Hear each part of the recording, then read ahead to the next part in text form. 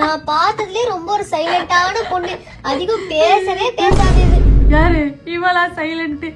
ஒரு கிளாஸ்லயும் இவ பேசிட்டு என்ன மேம் கிட்ட மாட்டி விட்டு எத்தனை வாட்டி நான் அடி வாங்கிருக்கேன். கிளாஸுக்கு வெளில போய் நின்றுருக்கேன், எனக்கு மட்டும் தானே தெரியும்.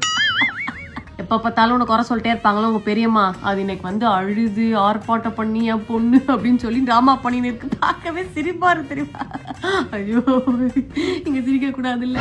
எவ்வளவு ஒரு அடக்கமான பொண்ணுனா ஆம்பளை பசங்களை ஏறி கூட பார்க்க மாட்டான். நீ 5 டாக்ஸிக் ரிலேஷன்ஷிப்ல இருந்துட்டு 6வது வாட்டி நீ கமிட் ஆகும் போது இப்படி ஆகி போச்சு. அந்த பையனும் உனக்கு சரிப்பட்டு வர மாட்டான்னு சொல்லிட்டு இருந்தேன்.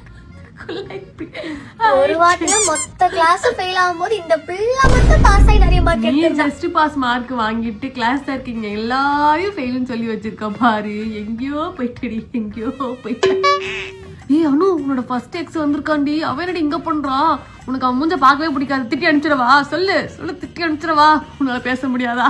ஐயோ, போய் பேச தெரியாத ஒரு தங்கமான புள்ள. அனு ரொம்ப உன்னை பத்தி பாராட்டி பேசிட்டு இருக்காங்க. எனக்கு கேட்கவே செம்ம காண்டாவுது. நீயே எந்திரிச்சு இதெல்லாம் பொய்ன்னு சொல்றியா? நான் எல்லாத்தையும் சொல்றவா? இவங்க பேசுறதுல 1% கூட உண்மை கிடையாது தெரியுமா? எப்படி எல்லாம் கேட்டுட்டு இருக்கிறதுக்கு? பக்கத்துல நானும் படுத்துக்கிறேன்.